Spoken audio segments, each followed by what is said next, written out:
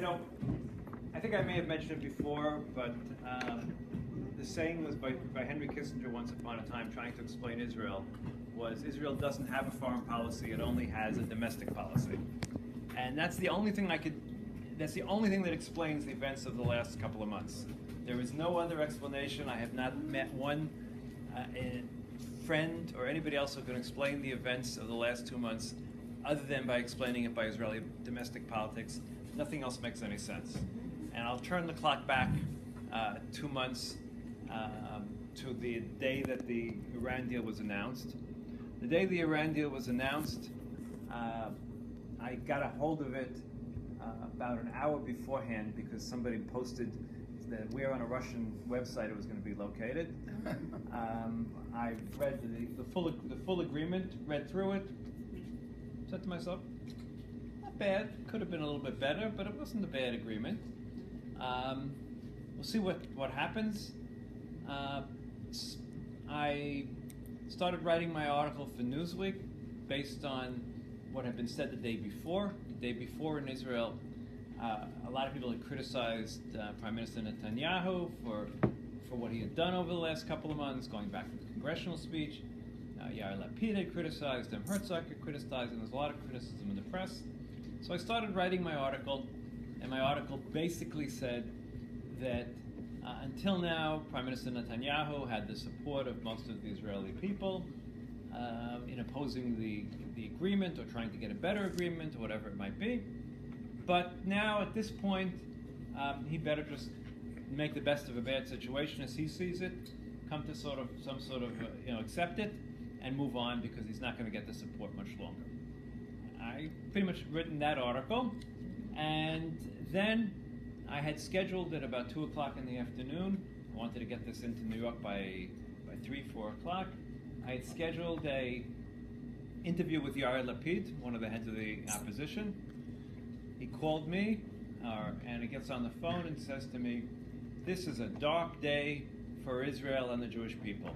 I am going to go to Washington and fight this agreement." I practically dropped the phone. I was shocked to hear him say that. I didn't understand what he was saying. I knew he hadn't read the full agreement. There was no question in my mind he hadn't read the full agreement. But that was the line he had decided to take for his own domestic political needs. He decided his best position would be to attack Netanyahu and basically say, Netanyahu's come to a bad agreement, so I'm going to say that it's a bad agreement because then I can attack Netanyahu. If it's a good agreement, what can I attack Netanyahu about? Because if it's a good agreement, Netanyahu should get the credit. So he decided to attack Netanyahu. Sure enough, within a day or so, Herzog came out attacking the agreement.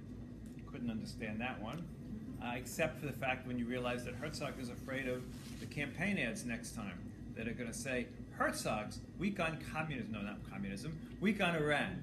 And that is exactly what he was afraid of, was those sort of ads. Okay. I said, okay, well, Israel has its own political, domestic issues. I said to myself, but American Jewry is not going to be that stupid this time.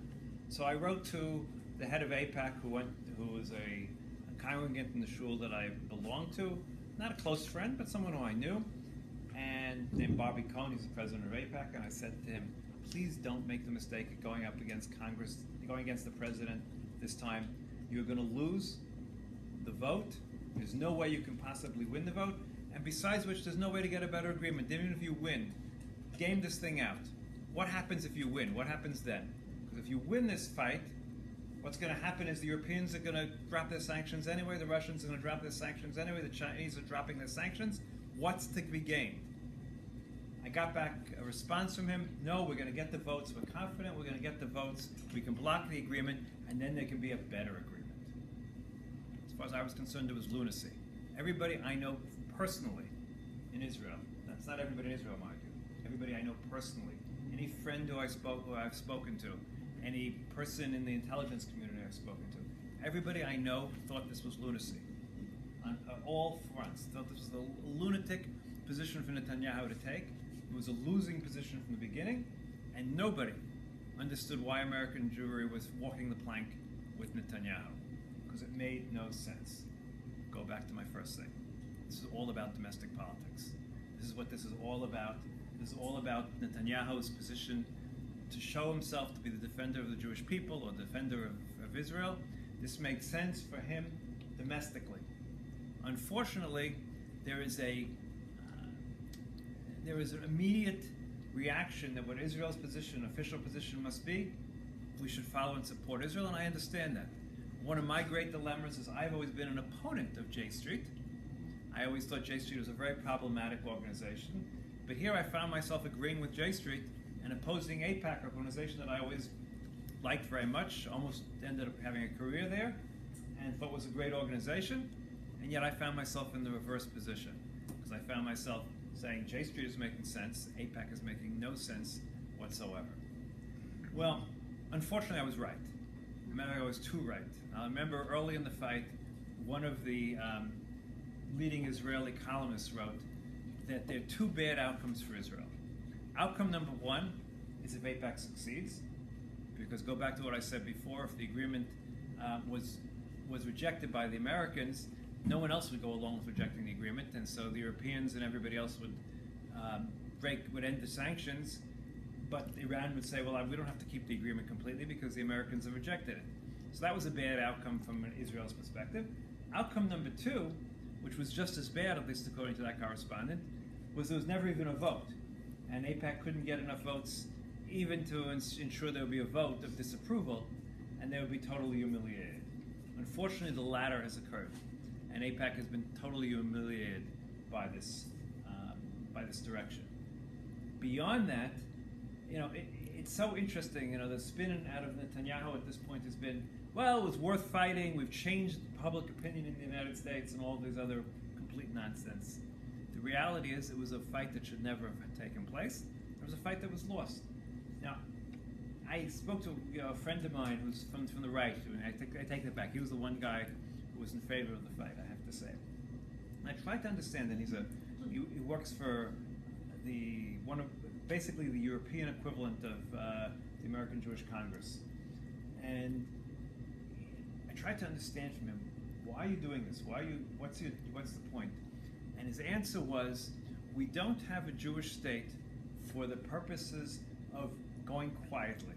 And if something is bad, we have to fight for our honor. We're fighting for our honor because we think this is a bad agreement.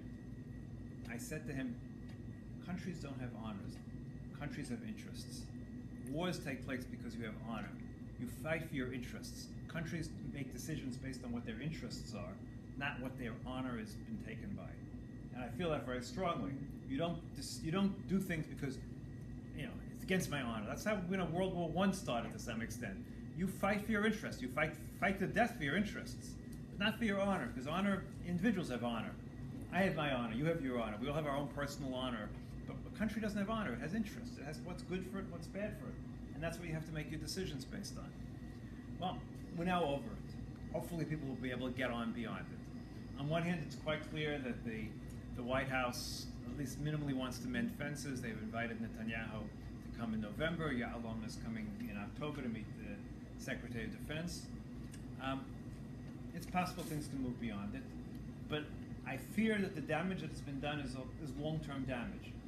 Clearly, Israel has been turned more and more into a partisan issue, which is a very bad thing to be. In other words, we've worked so long from the very beginning to make sure that Israel was not part of partisan politics, that it was Democrats, Republicans, it didn't make a difference who was in power, who was in Congress, it would be the same. As a matter of fact, generally speaking, Israel did better with Democratic presidents than they did with Republican presidents, but that's a whole other story. That had to do with connections that used to exist more in the Democratic Party. But that was the policy, that was the goal, never to make Israel a partisan issue. Unfortunately, we've become a partisan issue. The vote was along party lines. It's very bad.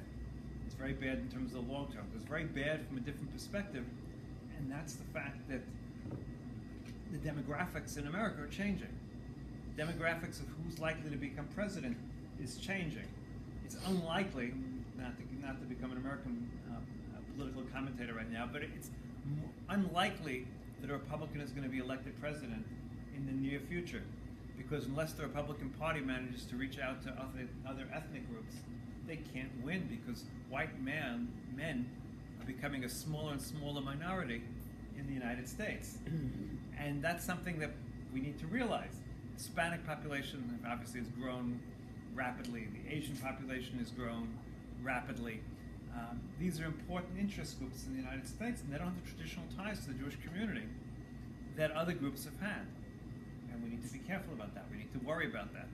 That's where the future lies in terms of American politics. And this didn't help. This didn't help with our relations with the African American community. This didn't help with any of those things. So we'll see what happens. I mean, look, Israel lives in a really difficult neighborhood at this point. In some ways, in the worst neighborhood. In some ways, right now, not such a bad neighborhood. It's a very strange situation. You clearly could take the tale of two cities right now and talk about Israel. It's the best of all times, and it's the worst of all times. It's the best of all times. Well, we really don't have any significant threats around our borders. When I say significant, I don't mean the idea of someone can lob some missiles. I mean there is no army that can threaten the state of Israel anytime in the medium-term future. No Arab country has a significant army at the moment. No Arab army has a significant air force at the moment. There is turmoil everywhere, and there's no significant strategic threat to the state of Israel anytime that can be seen, basically. I'm not talking about Iran and missiles, and that's a different issue. We can talk about it in a minute again. But there is no conventional threat to the state of Israel at the moment. On the other hand, we have incredible turmoil. Right now, that turmoil is on two borders. It's on the Syrian border.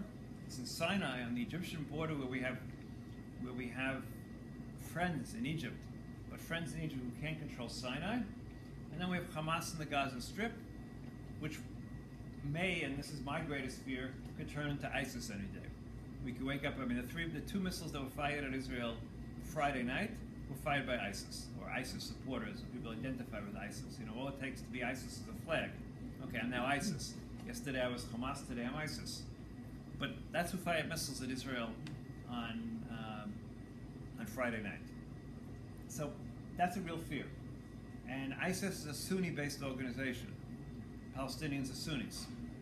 And as we've seen in most of the Sunni world, there's been a quick migration of anybody who's in opposition, who's revolutionary, who's whatever you want to define it, to ISIS. And that's my single greatest fear, is that we find ourselves with ISIS in Gaza and ISIS on the West Bank in Jerusalem. And what's going on in the West Bank is one of these mixed situations. What's going on in Jerusalem is bad. There's no question. There has been a quiet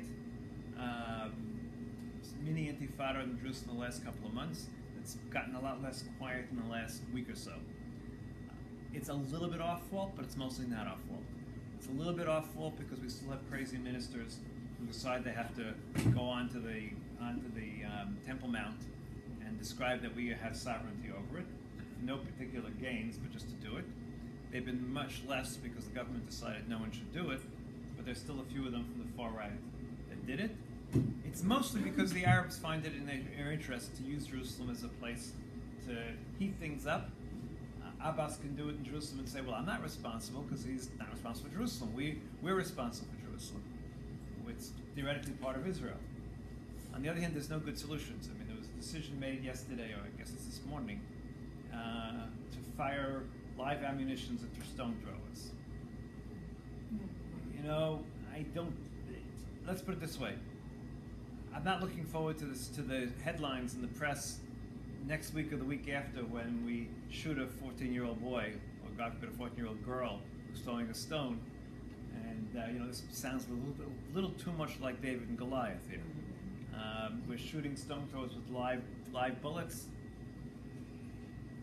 It's problematic, to say the least. I'm not even saying whether it's moral or immoral, whether they deserve it or don't deserve it. I'm only looking at the optics. Because one thing that Israeli governments continuously make a mistake about, it doesn't make a difference whether it's right or left-wing governments. They talk about hasbara, they talk about public relations, and then they take actions that have absolutely negative connotations with public relations. I don't care how good your propaganda machine may or may not be saying why we're right, etc., etc. We have the best people explaining things. I'll get to that in a minute.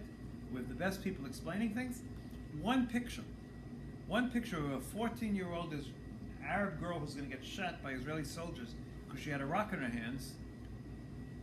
None of the Hasbara in the world is worth a cent. You can spend $1 billion on Hasbara and it'll be completely worthless, as opposed to one picture like that. And you'll speak to some Israelis and say, well, we have to show we have control over Jerusalem, they can't get away with this, etc., etc. Well, that might be right. But it's ignoring the reality. It's ignoring the reality. We're worried about BDS, the boycott, divestiture movement. We're walking right into their hands. We're walking straight into their hands. It's like a setup that they set us up for this. And we're going to walk right into our hands. Once again, go back to what I said beforehand.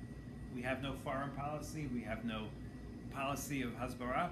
We have a domestic policy, and this looks good for domestic policies. We're strong. We're not going to let them do anything. And we pass these ridiculous rules. Again, I'm not talking in the slightest bit whether these people deserve it or not. I'm just talking about the optics of it. And it's really, really bad optics at this point. And, part of our problem is because of the domestic politics, it's almost impossible for an Israeli government to maneuver and take any sort of initiatives. This morning, Yair Lapid, the same Yair Lapid who gave an interview where he called for, he attacked the government, he attacked what took place in terms of the Washington, in terms of the agreement, in terms of fighting it. He attacked the position of the government relating to all of that, and then he came out and said, my father didn't move from Germany to Israel to be part of a two-state solution, to be part of a binational state. It's impossible to believe that we've gone 15 years and not accepted the Saudi plan, the Saudi initiative, the Arab Initiative, Peace Initiative. The Arab Initiative Peace was presented by the Arabs, I guess it was 15 years ago, and it basically was some version of return to 67 borders in return for recognition by the whole Arab world, negotiated agreement on Jerusalem, and a negotiated and a just settlement for the Palestinian refugees. And Yair Lapid said that in his speech. Then one of the Israeli correspondents made a whole series of tweets supporting that and why the government isn't doing that. And what's interesting about Twitter today, and it's an interesting phenomenon for a whole other speech, is immediately the Israeli Minister of Domestic Security, Erdan, who's the number 2 on the Likud list, immediately responded on Twitter and said to him, how can we possibly accept the Saudi initiative? It calls for the return of all Arab refugees to the pre-67 borders. And Barak Ravid, who wrote this tweet, responded to him and said, you should read the agreement. That's not what it said. No, it says for the return of all to the pre-67 borders. And then Ravid said to the number 2 in Likud, this is all taking place in Twitter feeds online, he said, you really should understand the agreement before you talk. The agreement, by the way, says a just and agreed upon solution to the refugee problem. It doesn't say anything about return of to the thing. A just and agreed upon by Israel and agreed upon by the Palestinians. That could be anything. $100 billion. It could be a new city in Saudi Arabia. I don't know what it is. It's an agreed settlement of it. So, but immediately it had to be attacked. And this guy is considered the moderate side of Likud.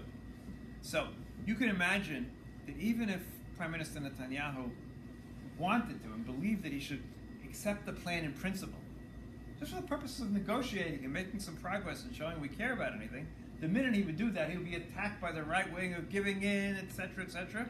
He never could move forward because he'd lose his coalition, because he's dependent on the far right for his votes in the Knesset. He'd lose his coalition. So that brings us back to the question. Everything is domestic politics. There's nothing in terms of long-term thinking of what would be best for Israel, what we can do to improve our situation in terms of foreign policy. It's all a question of domestic politics. And for Netanyahu, it's all a question of remaining prime minister. Someone wrote an article this weekend, Yossi Werner, who's considered the expert in terms of the political expert in Haaretz, in terms of internal politics. He said, Netanyahu is not thinking about the next election, he's thinking about decades. And even though there's quite a backlash at this point, he seems to be, I don't know. Makes no sense to me, but that seems to be the direction that he's thinking. Beyond immediate, look, the agreement with Iran took place, it's in place. We don't know what the future lies. 15 years from now, if Iran wants to break out, it'll be able to break out. There's no question about that. The reality, though, is, and this has always been my position, I'm someone who, even back in the Reagan times, was a supporter of SDI. I believe in an active defense system.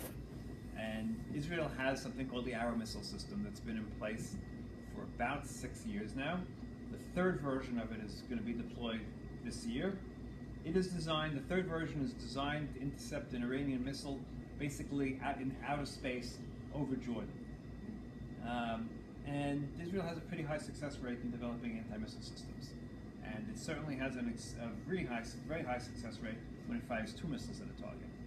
This past summer in Tel Aviv, when the war took place in Gaza, there wasn't, the missile system that we had deployed, the Iron Dome system, had an 84% effective rate. It's 84% of the missiles that were fired successfully intercepted.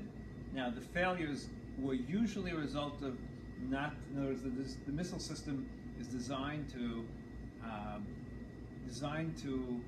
figure out whether the missile is going to land in a populated place or a non-populated place.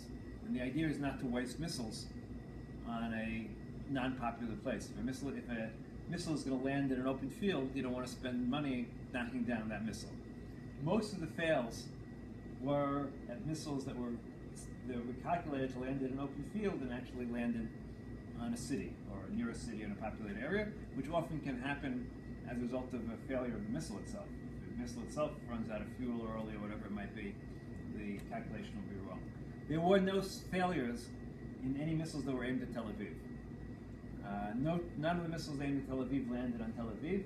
Every single one was knocked down, and part of the reason was that 2 missiles were fired at every incoming missile at Tel Aviv. The only mistake that occurred in the whole war that was significant was a missile today. Give us 15 years and see where we go in terms of technology. I have great confidence in Israeli technology, and I have great confidence when we're focused on doing something, we'll succeed in doing it.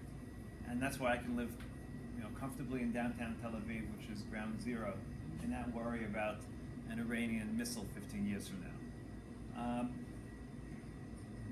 2 other matters. One is you brought up the gas agreement.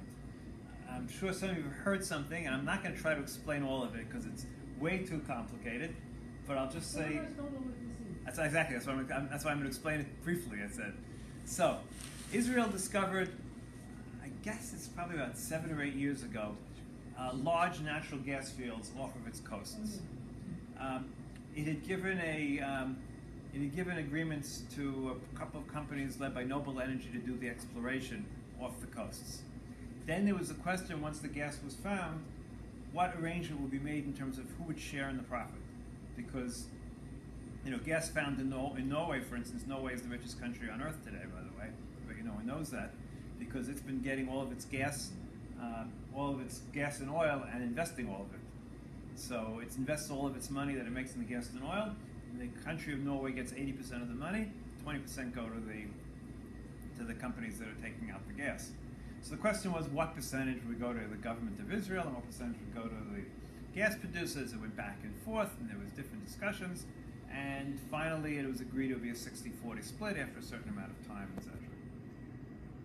Now, 2 gas fields were found. One is 2 big ones. One is called Tamar, and that is currently pumping gas. And there's an even larger field called Leviathan, which is not pumping gas yet. So there's been a big disagreement.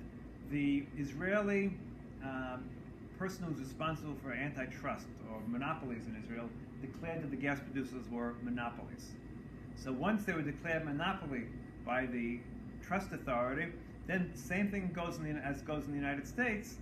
Certain rules apply. For instance, when Standard Oil was declared a monopoly, what happened to Standard Oil? This was in the 1890s. It was broken up into separate companies because monopolies. We all believe in capitalism, in free enterprise, But capitalism long ago decided that monopolies are not really free enterprise, and they sort of mess up the whole idea of free enterprise.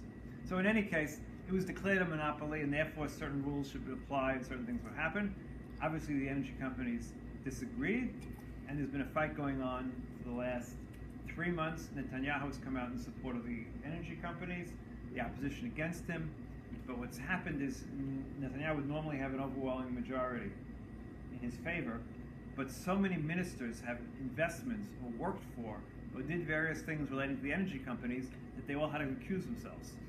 So he doesn't have a majority because so many people are recused from voting in this matter. So it sort of ended up in a deadlock right now between the two sides, and in Israel it's a big political mess. Is it really important? It's only important in the sense of, should Israel have independent energy supplies? Part of the issue is the companies want to sell and export the gas now.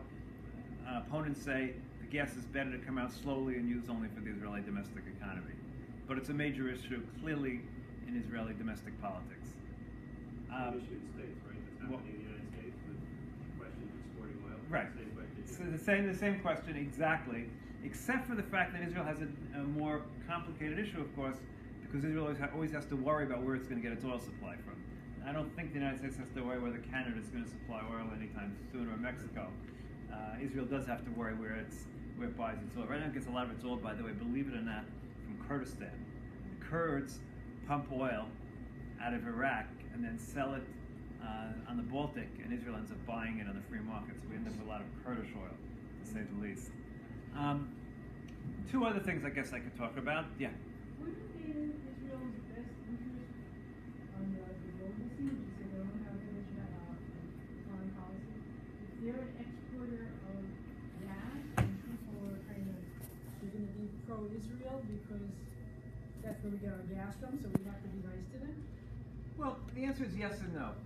I mean, clearly, Israel could be an exporter, and that was one of the arguments. So there was one of the arguments that Netanyahu tried to make to override the committee that decided it was a monopoly, was that it's an issue of national security. Because we're going to sell gas to Egypt, we can sell gas to maybe Greece, and it's good for our foreign policy.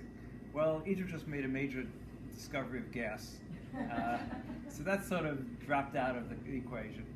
The other question, of course, is certainly oil, and to a lesser extent gas is one of those commodities that is available worldwide. If you're not, Israel has a problem buying it. But if you're Egypt, I don't think there's many people who won't sell Egypt gas.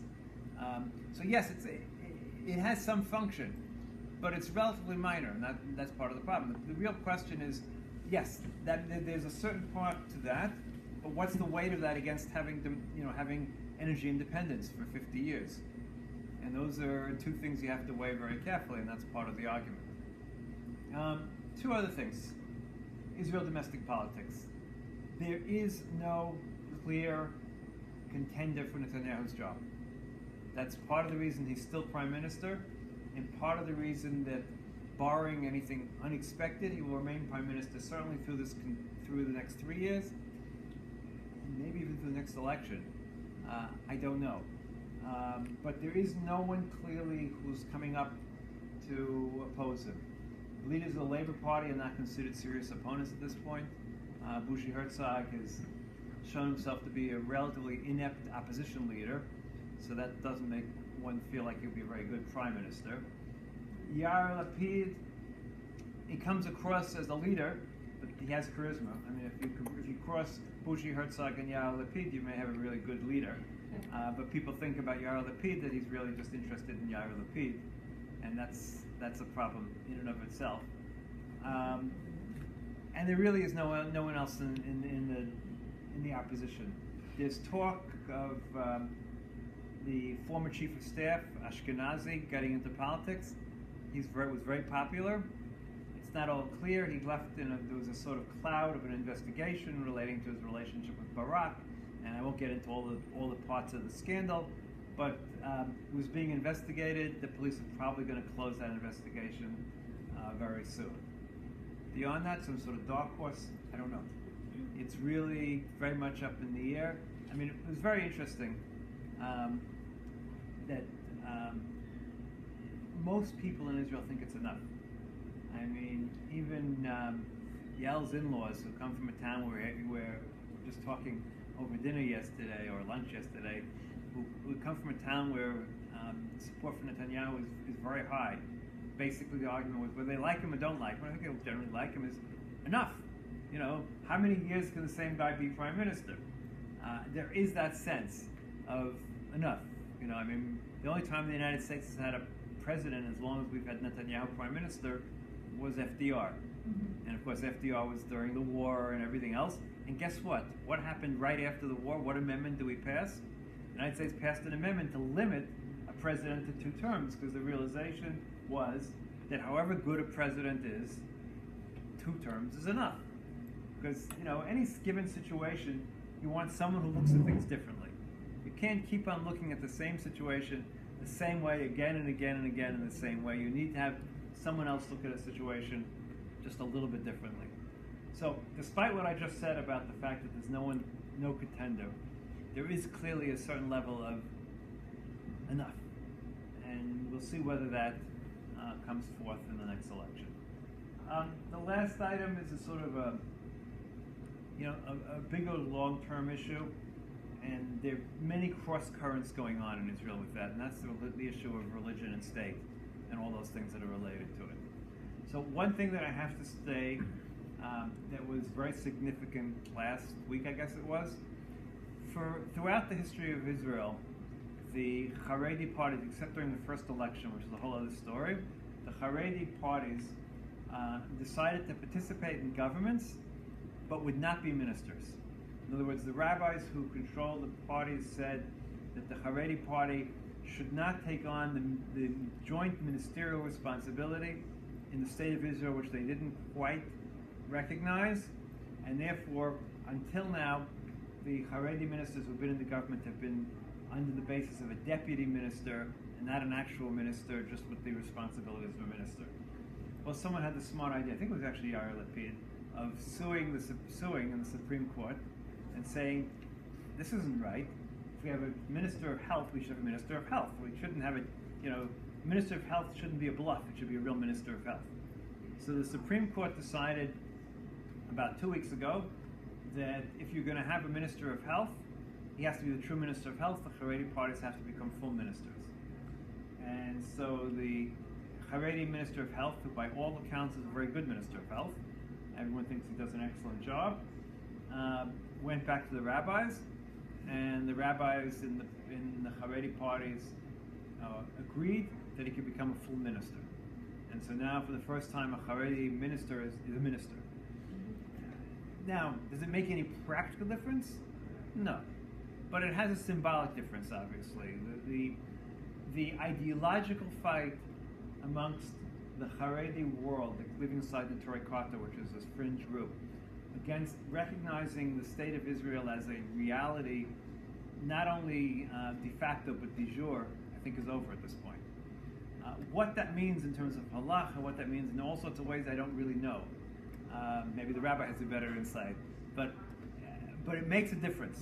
It makes a difference on an historical basis for accepting the fact that de jure there is a state of Israel, and we will not only accept money from it, but we're also willing to be part of it in an active sort of way.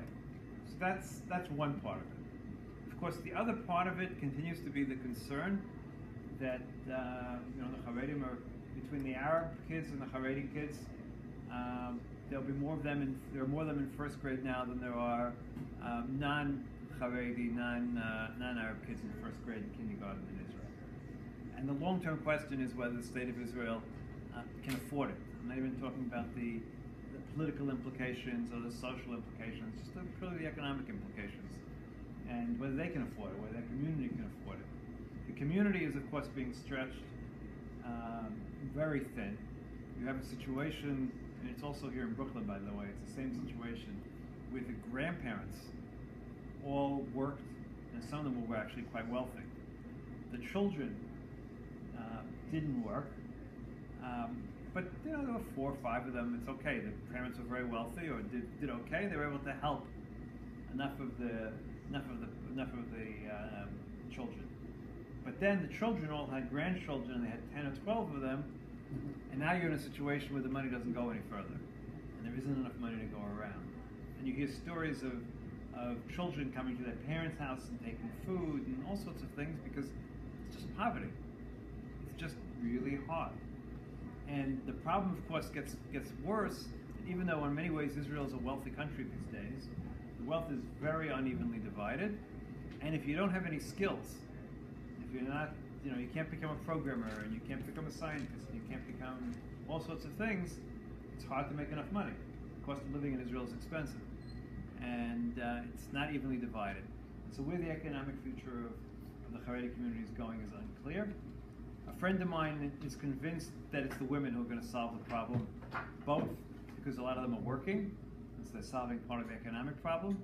He also thinks it's going to bring about a revolution in the Haredi community because the women are bringing back ideas that are unheard of amongst the men.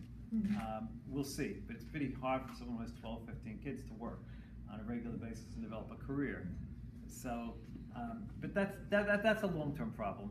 It exists, it's very real, and we'll see where it goes. That's all I have to say. I'm open for questions of any kind relating to anything relating to Israel, the Iran agreement, anything else. Yeah. Do you both of them concern the foreign policy around Israel? First question is, how strong is the regime of Ayatollah in Iran? Because I read many papers that predicted immediate, explosions there because economically and ideologically it's terrible. This is the first question. Okay. So the answer to that question is, unfortunately, no one knows. I've had discussions, including people in the intelligence community in Israel, and we've lamented the fact that no one really knows what's going on internally in Iran. It's to a very large extent a black box, both to Americans and to Israelis. How much power each group has, what's their interests in all of these fights, it's not at all clear.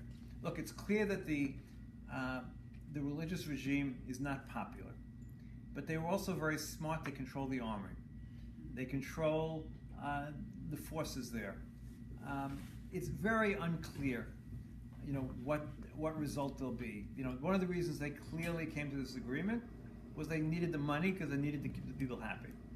So clearly, that was one of the driving forces behind them agreeing to what they agreed to in the agreement. How that's going to affect their future policies, we just don't know. That's the reality. How fanatical the regime is religiously, we don't understand it.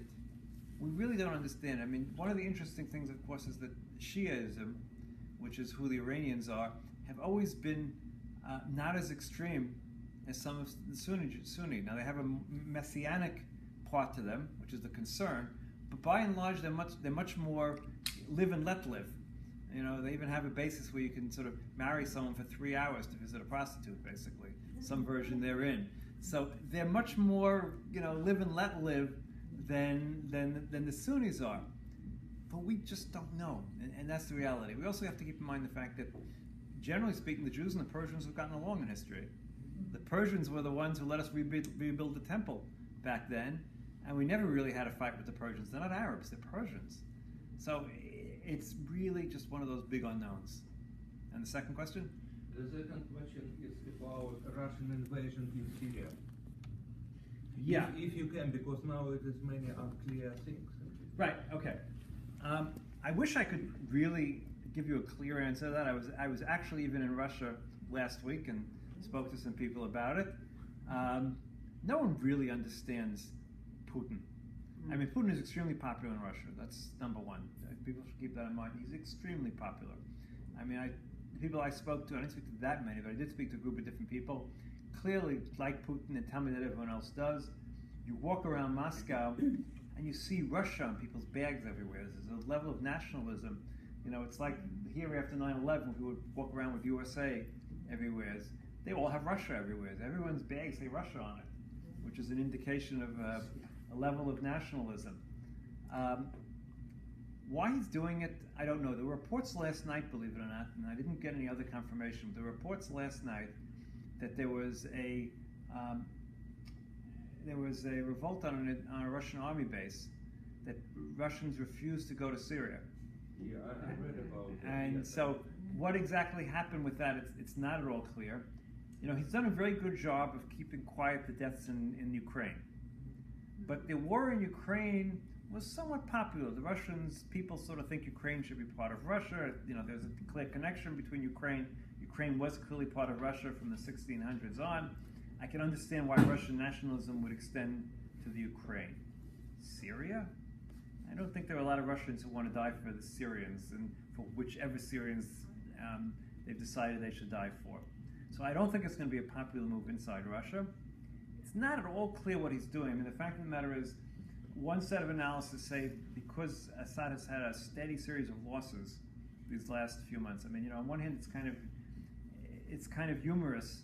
We talk about Assad. I can remember when this whole thing started, and we all said 3 months and he's a goner.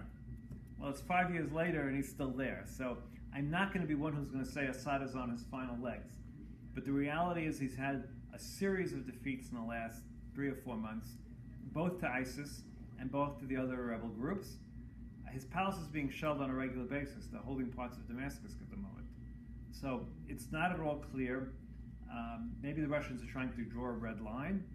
I just don't know. I don't have the answer. I wouldn't call it quite an invasion yet. It would be invading reflects the idea that they're taking over a country. Right now they're coming to the aid of Assad, who is still recognized as the leader of the country, unfortunately. Three things. Number one, on the Haredi women's issue, I agree with you. And Ubiskutan was my party in the last election. Of course, they only got 1,700 votes, and I couldn't vote because I'm an American citizen, but so be it. On the issue of Litzman, I think that ideologically what has happened is that the Ashkenazim have realized that the Sephardim of Shas were right all along, and the ideological baggage and narishkeit of 50 years wasn't serving any purpose, and it's time to move past it. So going forward, I can't imagine the Gdolei Hador of UTJ, whether of the Degel Torah faction or Agudat Yisrael, reversing course, because they'll realize that it's only hurting themselves. And so you'll have ministers for the foreseeable future coming out of UTJ. My question, back to more political stuff, American related, the fact that we're losing bipartisan support for Israel, to what extent do you attribute that to the manipulation done by Israel or the American Jewish community on this Iran issue versus simply elected politicians in the Democratic Party who hold office in Congress, or for that matter any other office, by virtue of their own background and ethnic constituency, simply wanting to vote against Jewish interests? Okay, I think it's 60-40. All right. I think to a large extent it's our manipulations in terms of Israel. I think to a large extent it's Netanyahu who just wants to be a Republican senator. He'd make a great Republican senator, and he would actually make a great Republican presidential. He would do great on the debates, no question about it. If they'd allow him, he'd love to be president of the United States from the Republican Party. So, he's clearly identified himself now for quite a while with the Republicans. So that's number one. You don't do that. I mean, that's what he's done for most of his term in office. I think, and part of that, goes back to also our embrace of the Christian right, which has its tactical advantages, but pushes away other people at the same time. So we always need to be careful of that. I don't know that it's so much. Look, there are two parts to it. Obviously, we have a situation where it goes all the way back to the 6-Day War. Frankly, if you look back at the neocon movement. The neocon movement were a bunch of liberals who were once liberals, and then primarily after the 6-Day War, they found the left throwing out Israel and becoming anti-Israel, and many of those people then basically founded the neocon movement in the United States. These are some of these same people. They were once liberals. The Polaroid types. Right, exactly. All those people. This goes back to 1967. So remember that, and so we're talking a long time at this point. But after 67, something changed, which was Israel was no longer the small underdog. The minute you're no longer the small underdog, you lose support of people who are automatically supporting the underdog. It doesn't make sense what the ideology is, whatever it is. The underdog must be right because I'm an underdog. He's an underdog. I must be the same side of them. So we immediately lost, the automatic underdog people. Well, now we've been occupying someone else, for better or for worse, even if we have even if we're 100% right, because let's just take for the sake of argument the position that I think is at least 60 or 70% correct, at least at the moment we have no one to negotiate with. Which means we have no one to negotiate with. Option one is unilateral withdrawal, which hasn't worked all that well, or staying where you are. Now, leaving aside the issues of what we should or should not be doing, let's assume that we have no other choice but to maintain the occupation. Let's take that as a given for the moment. It really doesn't matter. You've been occupying since 1967. That's a long time to be occupying another group of people. Basically, other than Tibet, the only occupation that's really gone on for this period of time, and we're not China. Cyprus. Right. Well, Cyprus is divided. So it's not really, the two-state solution worked in Cyprus, sort of. And the reality is, it doesn't help. It doesn't help the underdog situation when you're occupying for such a long period of time. So there are going to be those groups of people within the Democratic Party that are automatically going to be, we got to go with the underdogs. We can't go with Israel, et cetera, et cetera. So it's a little of both. The question always is, have we done enough? Or are we doing enough all the time to reach out? And that's one of the problems. I mean, AIPAC until now has worked very hard to make sure they reach out to the New Democrats, and the Democrats get elected. They try to fly them to Israel and get to know Israel and all those sort of things. And I think it's like I said, 60-40, maybe 70-30. We certainly can do a much better job. No question about that. Yeah. Yeah, I have two questions. One, we talked about the Saudi Arabian initiative that went anywhere, but isn't it still a problem that the Palestinians aren't really willing to negotiate anything? Okay, so first of all, the answer is, of course it's a problem the Palestinians now won't negotiate anything. Of course, the ultimate problem that exists, the one that's so hard to solve, is the fact that since 1920 or 1929, or you can go somewhere over there, the Palestinians have never been willing to compromise. And all the way through history, the Palestinians never were willing to make that final compromise and accept the division of the land into two. Okay, that's a real problem, which is one of the reasons why I'm pessimistic about our ability to achieve true and lasting peace. I'm a pessimist when it comes to that. So while you would find me on the left side of the Israeli political divide in the general sense, I'm a pessimist in our ability to actually reach peace. However, and this is where I disagree very, very strongly with our current government and almost all right-wing governments, that doesn't mean we shouldn't keep on trying. And keep on trying has two effects. Actually has three effects. Number one, in terms of world politics, it shows the fact that, hey, we're willing to agree. It says to the Saudis, we're willing to negotiate. It's the Palestinians who may not be willing to compromise. We may not be able to get to the end game, but we're willing to talk about it. That's number one. Number two, it helps us in terms of some of the Palestinians who may actually be willing to compromise to show there's an Israel who is willing to compromise as opposed to one that's not. And lastly, and probably most personally, I still remember an event when I was in the Army, which already is 40 years ago. And I remember, when I was regular service, I did reserve service after that, but I remember it was actually, I was in the far north. For some reason, I was close to Rochelle and I met an Israeli soldier whose father had fought in the War of Independence. And I said at that time to myself, and it's sort of been what's, my North Star, so to speak, in my political views, is we need to make sure that we are always doing the maximum to try to reach peace, so that I can look in my children's eyes and know that if they have to go into the Army, I can look in their eyes and say, we did the most we can. It's not our fault.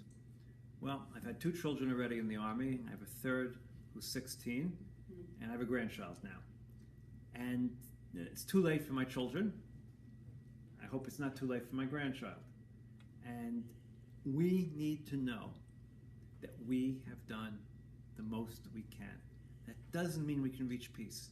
It doesn't mean the Palestinians will ever agree to the division of the land. Maybe they will. Maybe there'll come the right moment. I don't know. But I want to know, I want to be able to look in, the eyes of my grandchild now, who might someday have to go into the Army, and say that we always did the most we could. It's not our fault. We tried. We've always tried. We keep on trying. And we have to keep on trying and trying and trying and trying. And if it doesn't work out, we have to keep on fighting. But we have to know that we've kept on trying and trying and trying. And that's sort of my Ani Ma'amin view of politics. And that's why I do what I do and talk the way I do and vote the way I do. Yeah. I belong to Lyric, which is associated with Iona College. And there was a discussion about Israel. And one of the things that came out, which I find very interesting, 1967 war is where they want to go back to those lines. That's where this whole thing started, was they just want to go back to the 1967 borders, which is, I understand, unless I'm mistaken, pretty close to the borders that originally were to be used to divide Palestine. Am I correct or am I wrong? Okay. So the original In other words, after 30 wars or 20 wars, we're going back. We've lost all those wars. Now, Finns, let's go back to where we were before. So that's my question. Okay, I'm not sure I understand the question part. Yeah, I mean, we've lost all these wars. We've tried to destroy Israel all these times. Okay, but see, I mean, that's the way I'm looking. okay, but so you're looking at it from the wrong perspective. Okay, that's what I'm asking. Okay, so let's look at it from a historic perspective. Yeah. Initially, the Balfour Declaration gave all of Palestine would be the Jewish national homeland. However, it said Jewish national homeland without interfering with the rights of the native population in the land, which would be the Arabs. Throughout from the 1920s on, we tried to settle the land. There was opposition, there was rioting at various points. In 1936, the British tried to come to some sort of solution. They came up with the Peel Plan. The Peel Plan would have divided the land into to a very small Jewish state, basically a coastal enclave, from Tanya to Tel Aviv, give or take, maybe a little bit more than that, and a bigger Palestinian state. The Jews accepted, and the Jews and the Palestinians said no. If the Peel State had been accepted, we might have saved a good portion of European Jewry because there would have been a place to go. But that wasn't to be. In 1947, the United Nations had the United Nations Commission on Palestine, and once again it came up with the idea of a partition plan. Partition plan, Jewish state, Arab state. The Jewish state was a little bit smaller than today's state. It didn't have the area where Lud is today and where Ramallah is today. That was Palestinian. And there were other areas in the Galil which were going to be Palestinian. At the end of the 1948 war, there was an armistice agreement. And the armistice agreement ended up being where Israeli troops got at the end of the war, and that was the pre-67 borders. Okay, till now we agree 100%, and then we conquered the West Bank, Gaza Strip, Sinai, Golan Heights in 1967. The problem is that if you're going to have a Jewish state, you need to have a Jewish state that has a majority of Jews in it. Because if you have a democracy, then if you want to have a Jewish state, then you have to have more Jews than Arabs. Otherwise, you're not going to be a Jewish state anymore. So there are only two ways of having a Jewish state and a democracy. One is you expel all the Arabs, and maybe in '67 we could have gotten away with it. I don't know, but we certainly can't get away with it today. That's not an option. It's not legal. It's not anything. We could never get away with it. Or we have to partition the land. We have to partition the land where there's an Arab area and there's a Jewish area, because otherwise we won't have a Jewish state. We'll have a binational state. And I agree with what Yair Lapid said. his father, no one came to live in Israel to live in a binational state. So the only way to end up with a solution, now again, going back to what I said before, I don't know if the Arabs will ever accept it, but the only way to have a solution is a partition. You can argue about the borders, where they're going to go exactly, and exactly 67 borders, 67 modified borders, all those are details really. But the basic principle that has to be agreed upon by two people is we are going to partition the land into two states. And where the borders go is really not that important when everything is said and done. And that's what the argument is. That's the argument the Palestinians won't accept on one hand, and on the other hand, the right-wing religious part in Israel won't accept it either. Not UJT, but the right-wing nationalists won't accept that on the other hand. So the two extreme sides will not accept the partition of the land. One wants an Arab state, one wants a Jewish state. And it's everybody else's job to try to get both extremists to lose and to find a way of partitioning it, because there is no other solution. There may not be a solution in any case, but if there's a solution, it's the only solution. That's the reality. It's the only solution. I've heard all sorts of crazy ideas, functional partition, but one state, and all sorts of crazy ideas I've heard recently, and I think they're all crazy. The only, good neighbors, good fences make good neighbors. I want, my friendly neighbors, they live on the other side of the fence. I can go visit them. I didn't say it has to be a barbed wire fence, but I want to know that they live in that yard and I live in this yard. And I can go visit. I can knock on their door. They let me in. They cannot let me in. They're busy. Same thing. They can come visit me when I invite them. But we live in two separate houses, two separate states. Okay, the next part of it. Saudi Arabia sent, I believe, the king of Saudi Arabia came to the United States to see Obama about the Iranian Deal. And apparently he was assured sufficiently so they didn't start creating a problem with this deal about the Iranian nuclear deal. Is there a possibility that maybe the Israelis and Saudi Arabia, because they are concerned about Iran, is there something going on behind the scenes that you might be aware of? Well, there's been talk of since the Saudis did propose, as you point out, a plan for trying to solve the problems. Is there anything going on that you're aware of? I'm not aware. There've been talk about all sorts of initiatives and discussions between, etc. Saudi Arabia right now doesn't have a lot to offer Israel. I mean, that's reality. Other than the idea, look, Israel would love to have peace, and Ben Gurion Airport, instead of being a terminal, to be a central point. And I'm not sure the neighbors in Ben Gurion would like the idea of doubling the amount of planes coming in and out. But the idea that you could fly all over the Arab world from Tel Aviv, right now you can go to Amman, go to Cairo. It's not bad. To save money, almost flew via Amman, although I got lots of headaches from people here when they thought I might fly via Amman. But you can fly Tel Aviv, Amman, and then Amman, New York. It's usually inexpensive. But the reality is, yes, Israelis would like that. They would like open borders. But all those things would have helped Israel a lot more 30 years ago, when Israel's economy was different. Today, Israel's customers are the United States, China, India to some extent, Europe. I mean, we're a high-tech exporter. There's very little that we could export other than our know-how to the Arab world. But yeah, I mean, look, there's something going on. But what does Saudi have to offer Israel really right now? I mean, Israel's technologically way further advanced in terms of military and everything else. I wasn't thinking in those terms. I was thinking they do have a certain stature in the Arab world. Right. So that they might help to solve. Well, that goes back down to accepting the Saudi plan. So right. a scenario, whether it would work or not is another story. A scenario is Israel accepts the Saudi plan, negotiates a solution to the refugees, negotiates borders, and the Saudis accept it, and they sort of impose it on the Palestinians. Maybe. I don't know. Maybe. Look, let me just say it's a separate side issue. There is no solving the Palestinian problem without solving the problem of Gaza. The problem of Gaza has nothing to do with the wall around Gaza. It has nothing to do with the embargo against Gaza. The problem with Gaza is you have 1.5 million people living in abject poverty with no industries in a place that shouldn't exist. There's no economic reason for Gaza to exist. It's not a port city. It's not on a river. It's nothing. There's no reason for Gaza to exist. And unless you find something for these 1.5 million people to do, you find new housing and you do something else, there's no solution. You have 1.5 million people living in poverty, being angry all the time.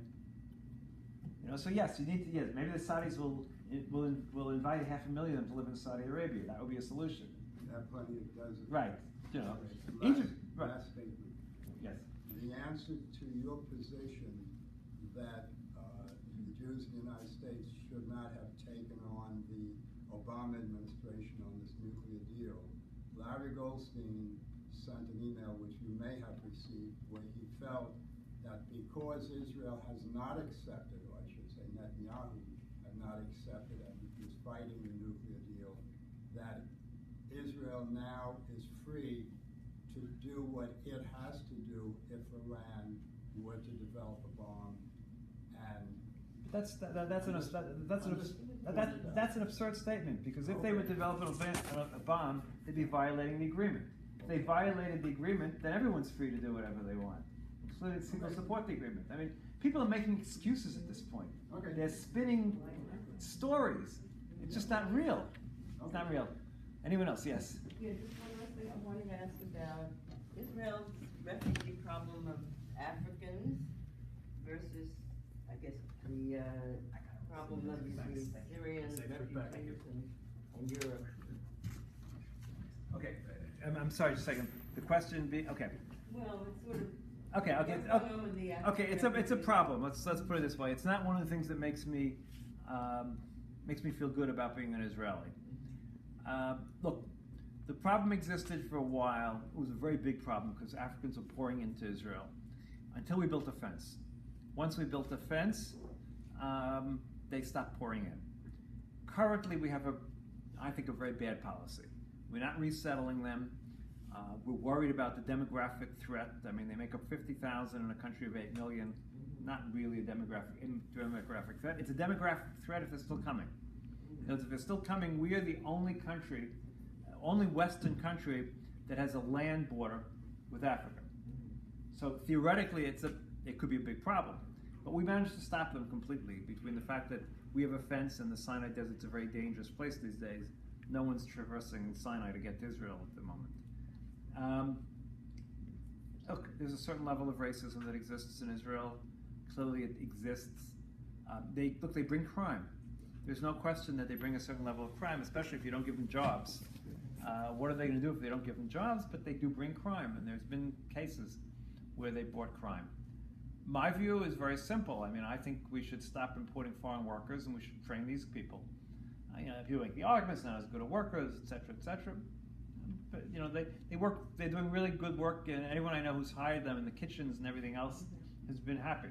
So my guess is if you spend some money and train them to be construction workers, they'd be fine. But there are economic interests at work here. And I don't want to get into that, but people make a lot of money bringing foreign workers into Israel. And I think that they're a major economic factor that's working against integrating the Africans into Israel. Plus they make good fodder for the good politicians. So, yes. Mark, I have a question. Some time back I read about the Orthodox, ultra-Orthodox do not want to serve in the army. Was that ever made into a law, or was that protest ignored? Okay. That's been going on for forever. There was an attempt to force them to go into the army in the last government that didn't have Haredim, didn't have the ultra-Orthodox in the government. Now that they're back in the government, they no longer are enforcing the attempt to force them to go into the army. Now, understand, it's a complicated matter. I mean, why don't they want them to go into the army? They don't want them to go into the army because they don't want their kids to be exposed to the rest of the population. The kids live in an extremely, extremely sheltered life. They have no idea, or they work as hard as they can not to allow them to have interactions with the rest of the world. That's part of the reason they don't work. And that's part of what I said before about the women, why the women may bring change, because the women are in the regular workforce and being exposed to all sorts of things. So they don't want them in the army from that perspective. The army doesn't really need them either. I mean, understand something, warfare has changed rapidly. And it used to be, and this goes back to when I first went into the army, the biggest problem Israel had was this is after the Yom Kippur War. The fear was that we didn't have enough people. We couldn't compete with the Egyptians and the Syrians in terms of people, therefore we can't have enough tanks, we can't have enough, etc., enough pilots. Now the planes have become, $200 million a piece. We have enough pilots because it's hard enough to afford the planes. We have robots that are starting to do things like, our borders are being, at this point we have robots that are robotic gun emplacements along part of the borders. We send little robots around corners. Every infantry brigade now has some, I won't call it robots, remotely powered vehicles, etc., that you send around the corner to see what's going on around the corner, so they don't have to take it, so a guy doesn't have to go around the corner. Warfare is becoming very, very, very highly technological, and we're best at it. And you don't need one person to control many, many robots. So we no longer need people. We really don't need people. And we need a certain number of people. We need some really highly trained people. But we don't need lots and lots of people. So that's no longer, so we don't need the Haredim in the army to make out the numbers anymore. It's more a question of shared burden. It's really a question of, why should my son serve and your son shouldn't serve? Why should there be a chance, God forbid, that my family will become part of the shchol, part of the mourning families, because we lose a family member in a war, and your family never has to take that risk. Why should we both live in the same state, and my family takes the risk and your family doesn't take the risk? And that's really what it comes down to more than anything else, the question of the shared burden. So where that's going, I don't know. Yes? Getting back to ransom, this business of the $150 billion that's now going to be given to Iran, and there's the two sides, they're just going to put this into more terrorism, and there are people who say they can afford terrorism without this, which still that somehow doesn't make sense to me, because they could always use more. And you mentioned that that the government is not popular back home, and I heard that the regime owes a lot of money to its citizenry, and that supposedly is where some of this $150 billion is going to go. What's the chance of that happening? Okay, so the answer is, first of all, it's a little bit of mixed. Number one, that's why the $150 billion is not a true number. There's really only going to be about $70 billion after Iran pays the things it has to pay for, including judgments against it. And also, in other words, there's only $70 billion free of the $150 billion. $150 billion is just thrown around at 70. Not that it's a small number, 70, but it's only $70 billion. Second of all, look, we talk about Iran being this big terrorist state. Well, ISIS is more terrorist, Al-Qaeda is more terrorist. They're all terrorists in the neighborhood. There's no, the last major terrorist attack that the Iranians indirectly pulled off was the... They're supporting all the other ones. Which other ones? ISIS, they're fighting ISIS. Al-Qaeda, they're fighting Al-Qaeda. They're supporting Hezbollah, but Hezbollah is fighting ISIS at the moment. I mean, it's not so simple. Don't get me wrong, Hezbollah's not a good group of people. They're not my favorites in any which way, but they're not big supporters of terrorism. They may be in the future. They have done some terrorist actions, but to talk about them as the center of terrorism in the world is a little absurd when you look at the reality of what's going on in the world. It's a wonderful propaganda line, but it just isn't true. Now, don't get me wrong. I don't think the money is going to go to good places, some of it. Some of it's going to go to Hezbollah. Some of it's going to go to the Assad regime, which is a murderous regime. On the other hand, do we want ISIS to win in Syria? I don't know what we want. We don't really know what we want, frankly, to be the result in Syria. We forget something, and this is the biggest thing. When people talk about this $150 billion, people talk about it as if someone's giving them $150 billion. This is their money. This is the quid pro quo to any agreement. There was never going to be any agreement that didn't include them getting their money. That was never going to happen. Anyone who wanted anything less than a war to stop Iran had to know that part of that agreement is they get their money. That's the side of the agreement. That's why they went into the agreement. They want their money. That's any sort of agreement, They're willing. Now, you can argue whether the terms are good enough, 15 years is long enough, whether, all sorts of things, but all the things they agreed to, which are not small, they agreed to for one reason. They want their money. They need their money. And it's their money. Let's understand, it's their money. It's not like the United States Congress is writing them a check. It's their money that's being held in escrow, or that's going to be freed, that they earned. So, would it be better? Look, would it be a much better world and would things be better if they would agree to all the things they agreed to, and they didn't get their money? Yeah, of course it would be better. Maybe the regime would fall. The best thing that can happen for the United States and for Israel is for the regime of the Ayatollahs to fall, to have an Iranian democracy, the Persian people. We have no argument with the Persian people, neither the United States nor Israel has any argument. We could all become friends and it would be wonderful. All in favor. I'm all in favor of that. But let's be real. It's not going to happen. They didn't agree to it. They didn't agree to it because out of the goodness of their heart. They agreed to these things to get the $150 billion. And that's the reality. We can talk about the propaganda all we want, but that's what it is, propaganda. I have to say that I have been obviously asking questions before that too, but certainly since the day that agreement was announced, both to Israeli officials, to Israeli non-officials, but to other, media people, etc. I know, to the average Israeli, and to American Jews. And I am yet to hear what I would call a logical and coherent reason why this is a terrible agreement. Maybe I'm stupid, but I have yet to hear a logical, coherent reason that's not pure propaganda. Yes? Yeah, I agree with you. Somebody yesterday made the statement, well, it's a terrible agreement, and why didn't they negotiate to stop saying they're going to wipe Israel off the map? And I don't think that has anything to do with this agreement. No, that wasn't. And they would never agree to a new one. There's one reason why this agreement is not good for the United States. I'm speaking for the United States. Because they're going to inspect their own development. No, they're not inspecting their own development. But that's what the treaty says. No, it doesn't say that at all. It does not say that. Show me where it says that in the treaty. It's not true. It's another. Well, I don't. I read the treaty. So what does it exactly say in the treaty? It says there will be intrusive inspections. There are two parts of the inspection regime. There's the inspection regime of the known sites, everything that's currently known for Nantes, Fordow, the uranium mines, the shipping places, everything that's currently part of the cycle of production of uranium and of research is all going to have triple the number of inspectors, international inspectors, just not from the United States. It has to be a country that has diplomatic relations with Iran was their only prerequisite.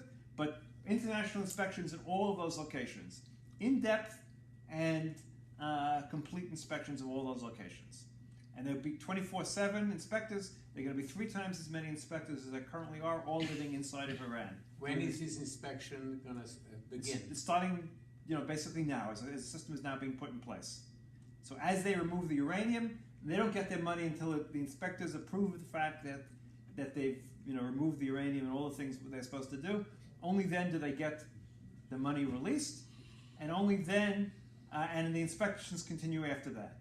Now, the part that's a little bit problematic in the agreement, and I never said it was a perfect agreement, I would have tried to get something better, was that if the Iranians get involved in if the world thinks, the United States, anyone else, thinks that they're involved in secret R&D work in a non-known location, then within 3 days, the Iranians have to explain themselves. Mm-hmm. Then the Americans and the P5 have 7 days to respond to the Iranian things. The whole process, if it's fought to the very end, can take 24 days until physical inspectors can come to that location and inspect the location if they fight them all along the way. But if they're fighting them all along the way, we know the gig is up, and B, in 24 days, you cannot hide uranium. Uranium has a half-life. The United States is spending, $100 billion getting rid of something river in Oregon.